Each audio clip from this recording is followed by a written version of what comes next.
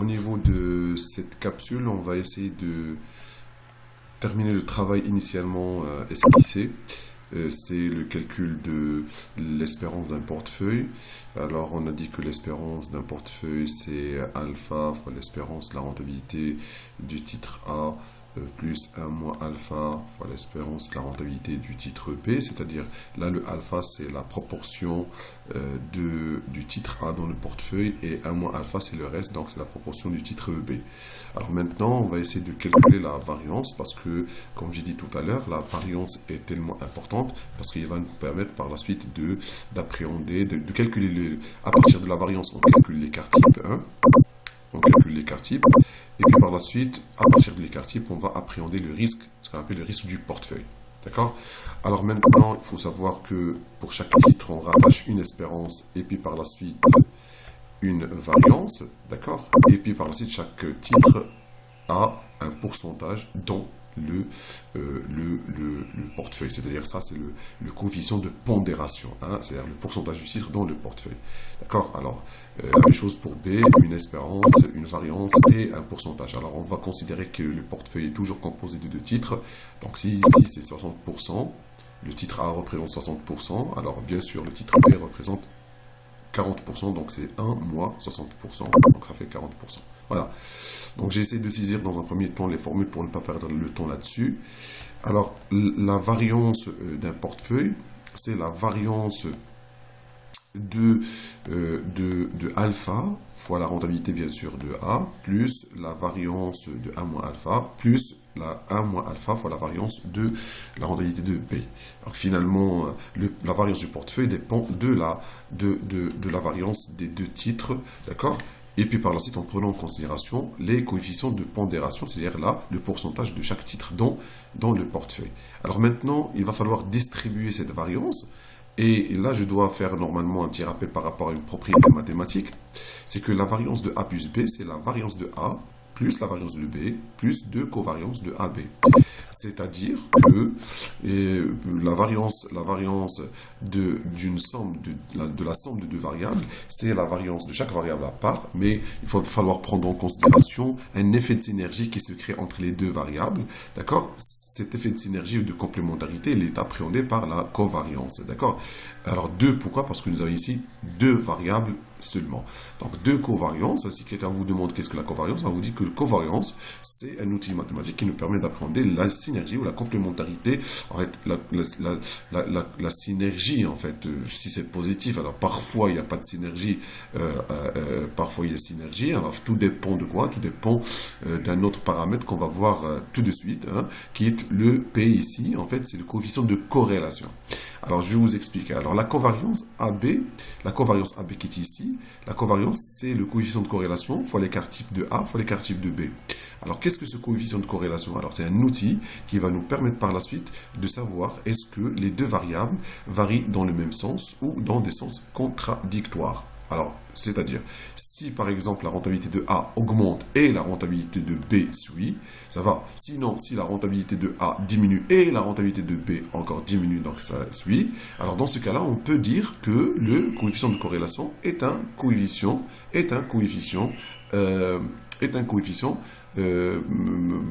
positif. Donc finalement, la corrélation est positive. Donc si le coefficient est positif, ça veut dire que les deux variables varient dans le même sens. Par contre, si le coefficient est négatif, donc là, c'est le contraire. On dit que les deux variables sont décorrélées ou corrélées négativement. C'est-à-dire, si la rentabilité de A augmente, donc la rentabilité de B diminue, et inversement. Voilà.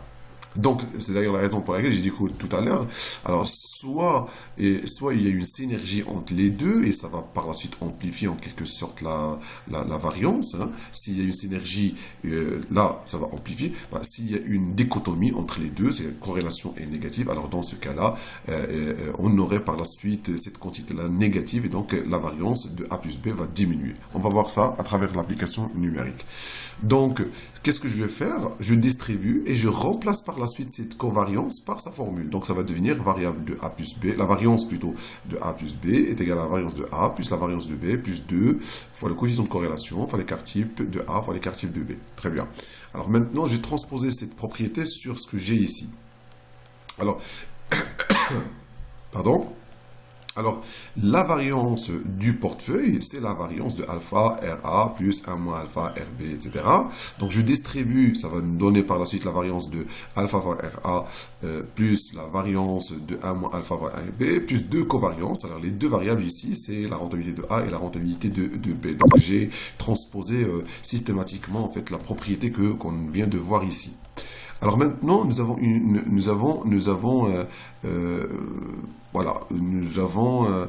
une autre propriété qu'il va falloir normalement prendre en considération. Alors, j'ai commencé par cette propriété-là, et là. Il faut faire attention, x ici, alors c'est des symboles, hein, alors x ici, je vais le considérer comme étant la constante, et a c'est la variable. Donc si vous avez la variance, si vous avez la variance de xa, tout en sachant que x c'est la constante, on peut faire sortir le x de la variance, et ça va nous donner x au carré variance de a. Là, c'est l'expression. Alors, je vais par la suite la mettre ici. Cette expression-là, je vais le lire. Alors, ça signifie la variance de xa, tout en sachant que x est la constante. Ça va, c'est x au carré. Je vais faire sortir la constante de la variance. C'est x au carré variance de a. Alors, maintenant, je vais faire le jeu ici. Alors, regardez ce qui s'est passé ici. Alors, ce qui s'est passé ici, c'est que j'ai fait sortir, en fait, quoi? La constante alpha. Alors, ça va me donner quoi? Ça va me donner alpha au carré. Alors, je suis ici. Ça va me donner alpha au carré, variance de RA, plus, alors je vais faire sortir cette constante 1 moins alpha, parce que si alpha est une constante, 1 moins alpha est une constante, donc 1 moins alpha au carré, alors, et sort de la variance avec un carré. Et puis, par la suite, fois la variance de RP. D'accord? Donc, j'ai fait sortir ici, comme ici, les deux constantes. Et encore, parce que là, il y a un petit souci, c'est que la variance du portefeuille, c'est 2 fois cov. Alors, 2 fois cov de alpha. Alors, je vais prendre alpha parce que je les zappé ici. J'ai raté le alpha. Alors, je vais prendre alpha. Hop. Et je vais le mettre dans la covariance. Alors, voilà. Je vais mettre ici alpha. CTRL V. Et ici, je vais mettre 1 moins alpha. Parce que, oui, toujours la rentabilité est pondérée par le pourcentage du titre dans le portefeuille. Donc, je vais prendre encore ici. D'accord? Et je vais le répliquer ici. Alors, voilà. Alors, la covariance, ici. Et voilà. Alors, maintenant, c'est tout à fait correct. Alors, la variance du portefeuille, c'est la variance de alpha RA plus la variance de 1 moins alpha RB plus 2 covariances de alpha RA et 1 moins alpha RB. Alors maintenant, comme j'ai dit tout à l'heure, j'ai fait sortir, en fait, j'ai fait sortir, en fait, cette constante de la variance, et ça va me donner par la suite alpha au carré. Ici, j'ai fait sortir cette constante de la variance, et ça me fait 1 moins alpha au carré. Maintenant, je vais faire sortir le alpha ici, une constante, et le 1 moins alpha de la covariance, et si les constantes sortent de la covariance, ils sortent sans carré. Alors, comme l'espérance d'ailleurs. D'accord? Alors, donc, une constante sort avec un carré s'il s'agit d'une variance, et une constante sort sans carré s'il s'agit de l'espérance et de la covariance. Alors, ça va me donner par la suite une formule. La formule suivante de la variance du PF, c'est alpha au carré variance de RA, plus 1 moins alpha au carré fois la variance de RB, plus 2 alpha fois 1 moins alpha fois l'écart type de A fois l'écart type de B. Alors, ça nous fait par la suite une petite formule un peu étayée, mais attention à autant de titres, autant que la formule prend de l'ampleur et commence à travailler avec les vecteurs, etc., et les matrices. Donc, on ne va pas se compliquer la vie dans un premier temps, on va prendre les choses à la légère. Et voilà, nous avons une formule qui va nous permettre finalement d'appréhender. Alors, j'ai une application numérique ici. Je vais prendre le titre A et le titre B. j'ai ici l'écart type des deux, 7% et 14%. La composition, 80% du portefeuille est composé de titre A et 20% de titre B. Et nous avons un P, c'est un coefficient de corrélation, si c'est un symbole, hein, c'est comme le P. Alors c'est un coefficient de corrélation de moins 0,85%. Alors maintenant, ça signifie quoi? Comme tout à l'heure, ça signifie que les deux titres sont décorrélés. Décorrélés ou corrélés négativement. Ça veut dire que si la rentabilité de A augmente, alors nécessairement la rentabilité de B diminue et inversement, décorrélé. Hein, décorrélé. Alors, un en haut, l'autre en bas. D'accord? Alors maintenant, on va voir que cela, en fait, le fait de choisir deux titres qui sont décorrélés, ce n'est pas un hasard, mais en fait, c'est délibéré, c'est bien réfléchi, alors pour pouvoir réduire la variance, parce que la variance, c'est le risque, et donc, si, alors là, il faut faire attention, si ce P-là, alors là, si ce coefficient de corrélation est négatif, c'est-à-dire que toute cette quantité est négative, alors je vais le mettre en gras, toute cette quantité est négative. Toute cette quantité est négative. Voilà. La quantité en gras, maintenant, l'un, dans son ensemble, est négative. Et si cette quantité est négative, ça va diminuer par la suite ce reste-là. Hein? Ça va diminuer ce reste. Alors, le reste, et donc la variance va diminuer. Donc, le fait de choisir deux titres décorrélés, corrélés négativement, ça va me permettre de réduire la variance et donc réduire le risque. Et là, en théorie du portefeuille, on parle de diversification du risque spécifique ou ce qu'on appelle encore le risque intrinsèque. Alors attention, on diversifie le risque spécifique ou intrinsèque et on ne peut pas diversifier le risque systématique ou le risque du marché. D'accord? Alors maintenant, on va essayer de mettre, d'appliquer en fait la fameuse formule, d'accord, que nous avons développée. On va l'appliquer au niveau de ce portefeuille-là. Alors, nous avons dit que la composition, c'est 80%. Donc, je vais mettre 80% au carré fois, alors, 80% fois la variance. Alors, attention, ici, c'est l'écart type. L'écart type de A, c'est 7%. Donc, pour avoir la variance, il faut par la suite la puissance. Mettre l'écart type, ça va, à la puissance 2. C'est terminé. Plus 20%, c'est le pourcentage de B, d'accord, fois la variance quitte l'écart type 14%, mais au carré.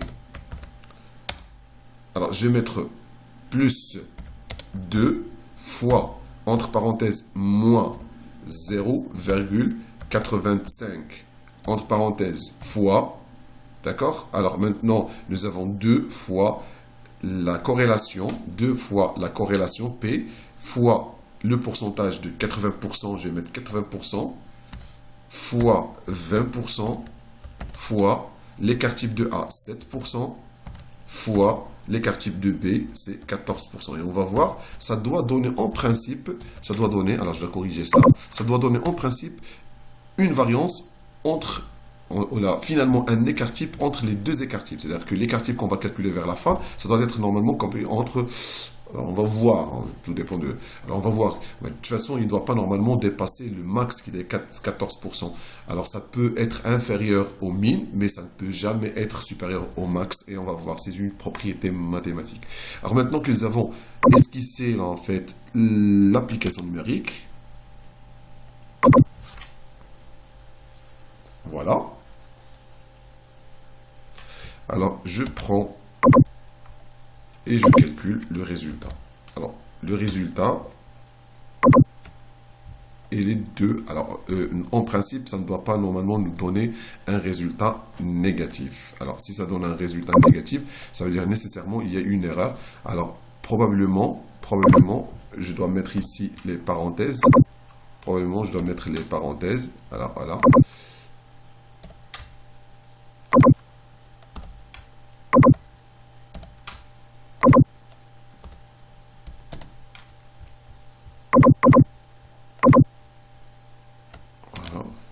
Copier. Alors, c'est toujours là. Alors, là, nous avons le premier ici, c'est 20. Je dois mettre normalement 20%. Voilà, je dois mettre 20%.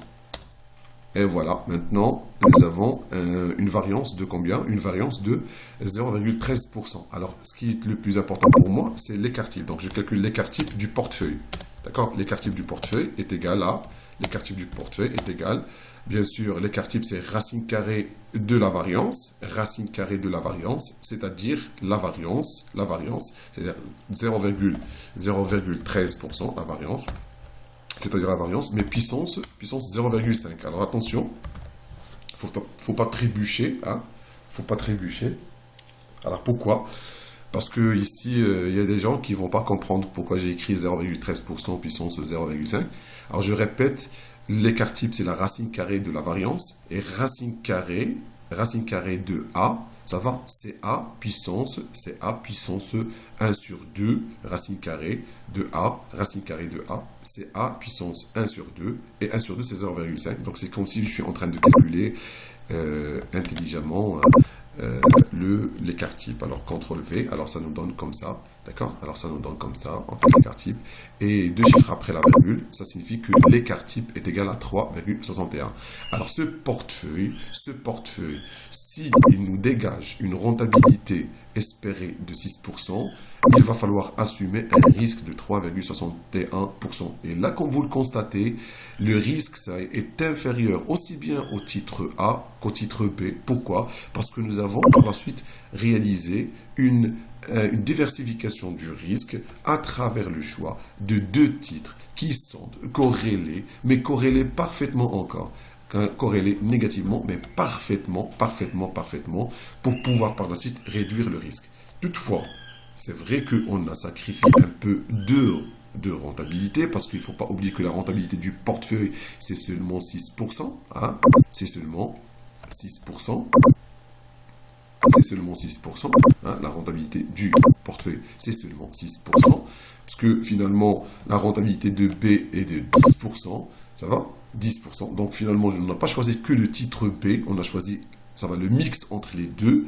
Pourquoi? Pour éviter d'assumer un risque important, parce qu'il ne faut pas oublier que le B a un risque de 14%, l'écart type du titre B est de 14%. Donc finalement, c'est comme si on a fait un arbitrage. On a beaucoup plus privilégié la réduction du risque, ça va, en mixant les deux titres dans un seul portefeuille, ça va, que de chercher un seul titre avec une rentabilité plus ou moins confortable, mais avec un risque, disons, plus ou moins encore important. Et donc, c'est la fonction d'utilité, en fait, la fonction de l'investisseur, qui appréhende, à partir de cette fonction d'utilité, on appréhende l'aversion au risque, qui va primer, est-ce qu'on va acheter un seul titre risqué, ou finalement faire le mixte entre deux ou plusieurs titres qui sont décorrélés, corrélés négativement, pour pouvoir réduire le risque spécifique ou le risque intrinsèque. Voilà. Donc finalement, le plus important, c'est que on a pu développer cette formule, on a pu appliquer cette formule, on a pu tirer cette conclusion, c'est que pour réduire le risque spécifique ou intrinsèque, il va falloir impérativement choisir des titres qui sont décorrélés ou corrélés négativement. Alors, voilà, merci pour votre attention et à la prochaine.